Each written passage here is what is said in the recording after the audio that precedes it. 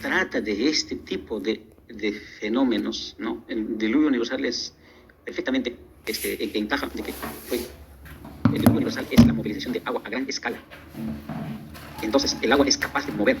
No es que ahora actualmente vemos pequeños sedimentos con huaicos, como los ríos mueven, llevan rocas, piedras, agua, de todo, y después depositan en algún lugar y mayormente al fondo del mar se lo llevan. Entonces, es totalmente posible que aguas a gran escala pueden haber movido todo esto, ¿no? Y han dejado estas huellas. Muy bien.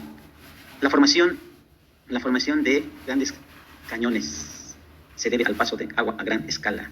Miren, jóvenes, interesante. Otra evidencia.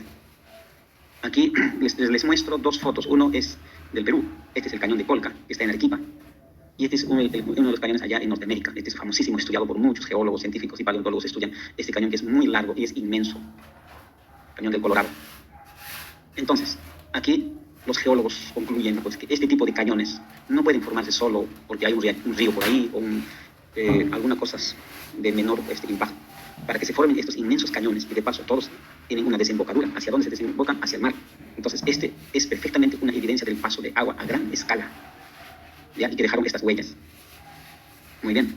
A ver, después pueden haber preguntas o comentarios o aportes también, ¿ya? Otro tipo, miren, formaciones. Por ejemplo, este tipo de formaciones hay un montón en la parte de la sierra. Eso es lo que queremos encontrar, ¿ya? Cuando salimos a la altura, la idea es subir a lo más alto posible y de ahí observar.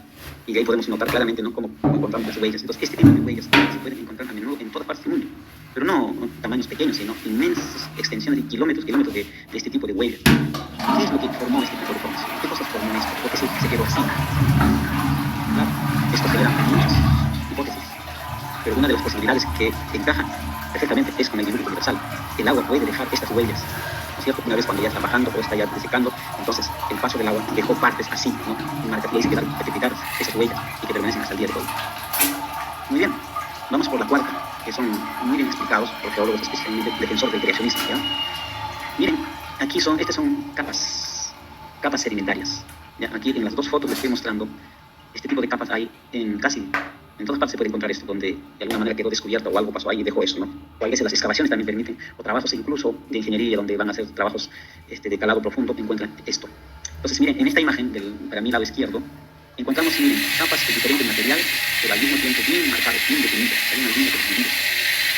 Lo mismo en esta parte más rocosa. Estos no son rocas firmes, sino son sedimentos que han quedado. Está mezclado un poco de muchos otros materiales, pero que luego son barro petrificado. Entonces, una de las observaciones aquí es que en estas capas no hay erosión que significa desgaste, porque la teoría evolucionista propone que las capas son evidencia de largos periodos o sea, estas capas se han formado en millones de años, lo presentan como una evidencia de la formación de la Tierra por largos periodos de tiempo, en millones de años. Cada capa representa millones de años, porque se ha venido formando poco a poco esto.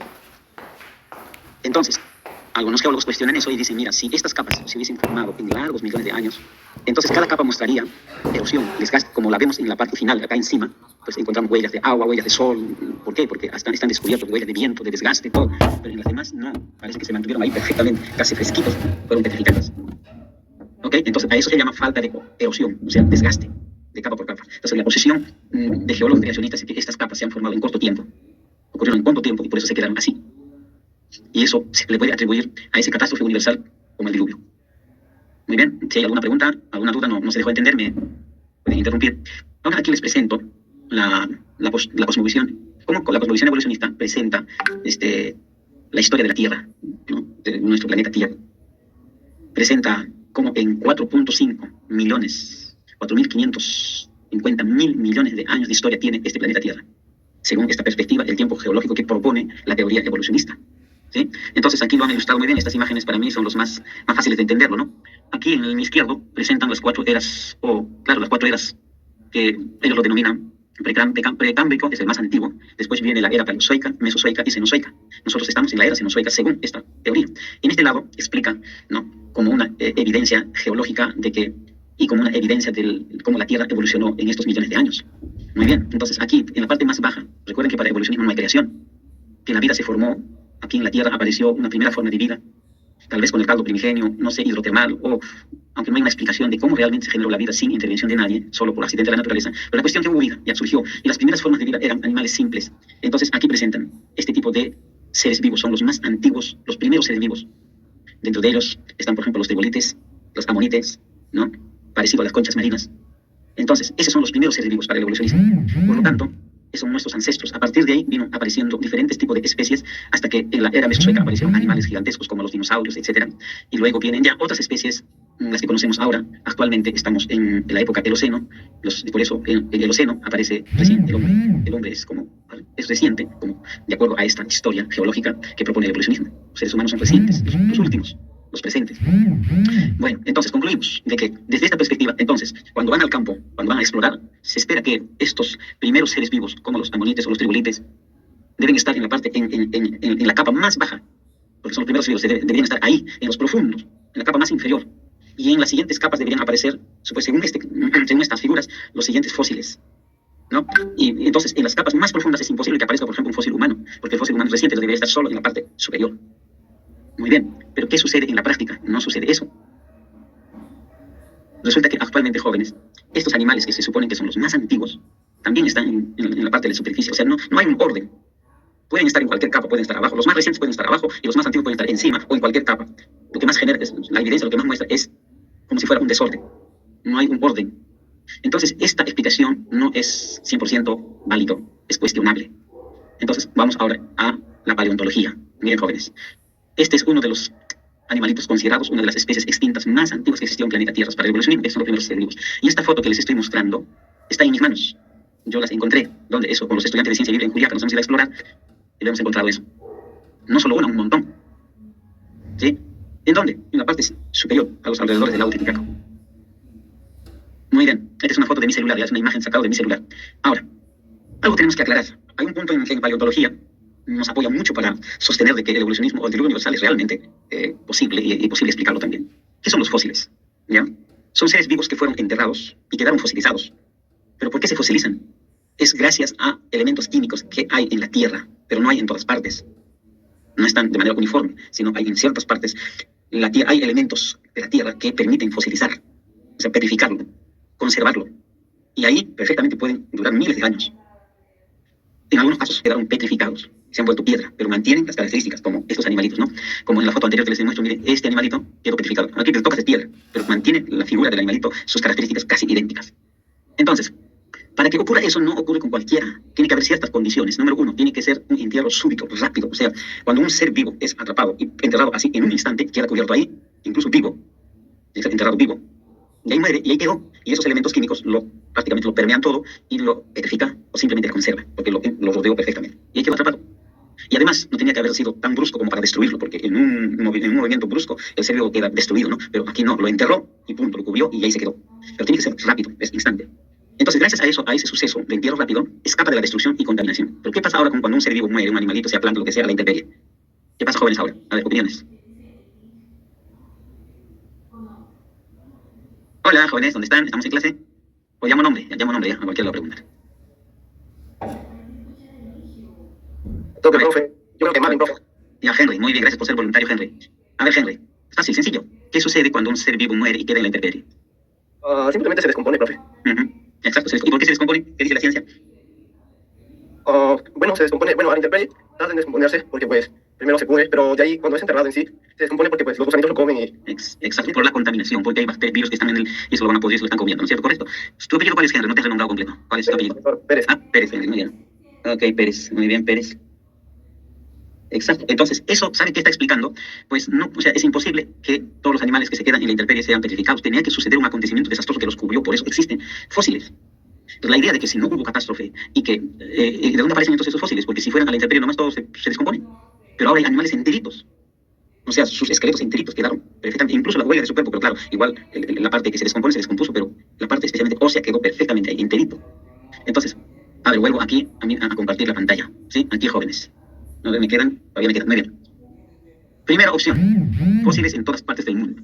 Absolutamente en todo continente hay fósiles. O sea, es algo mundial, no es local solamente. Entonces, eso va relacionado con un catástrofe universal como el diluvio. ¿Ya? Y no solamente hay fósiles por todas partes del mundo, sino también a gran escala. ¿Ya? Este video, aquí hay un video que quería mostrarles, pero a ver, vamos a mirar un poquito si es que se puede. Este es un video preparado por expertos en... War Thunder es el juego histórico de acción en línea que te da acceso a los legendarios vehículos del siglo XX.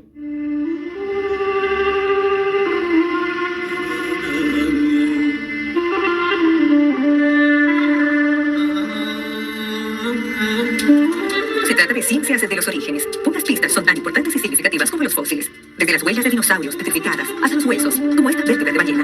En esta osada travesía en pleno desierto, los fósiles son tan reveladores como enigmáticos.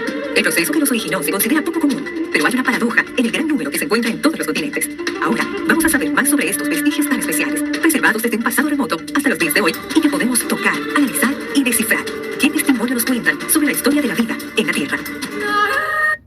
Muy bien, esta es ahí la página Nuevo Tiempo, mejor dicho, de la ciencia de Orígenes. Hay una página donde publican todos estos hallazgos en favor del diluvio universal, ¿no? Muy bien, paso a lo siguiente. ¿Dónde nos quedamos? El video es largo, no voy a presentar, pero existen documentales muy importantes sobre eso. Lo que quiero presentar ahora es... Perdón un ratito, aquí me compliqué.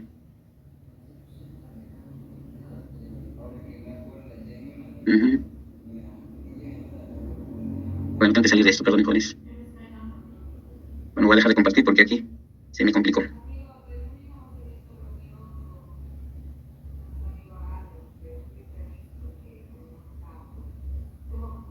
Muy bien. Entonces, quiero mostrarles, miren, no solamente hay fósiles por aquí y por allá aislados, no, sino que hay fósiles a gran escala. Porque podría decir, no, claro, se enterró porque hubo un huracán, hubo un huaico por ahí, lo atrapó, así, no, no, sino a gran escala. No solo de animales, sino especialmente de plantas. Además, ¿de dónde sale el petróleo? Petróleo son fósiles. Muy bien, vuelvo aquí.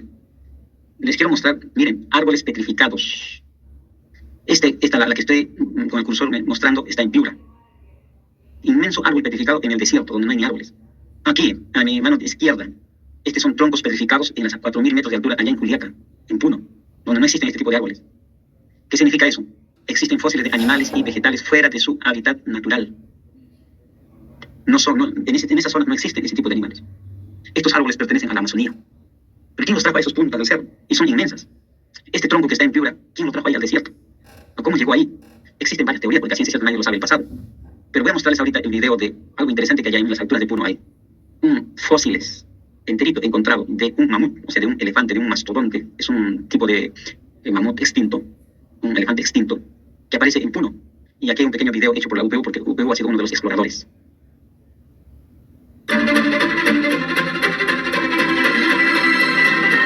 Nosotros estamos viniendo para que los chicos vean el mastodonte y nosotros poderle dar a ellos el alcance cómo es que los restos de este mastodonte aparecen en este lugar. Hay parajes que atesoran la historia viva del tiempo. Entre montañas y colinas guardan evidencias de sucesos que están revelados en las líneas de la Biblia. Ellos son Casos estudiantes de tan ciencia grandes bíblica como de la UPU, que desde una perspectiva científica correcta pueden darnos respuestas. De que íbamos a encontrar restos óseos de mamuts por los antecedentes.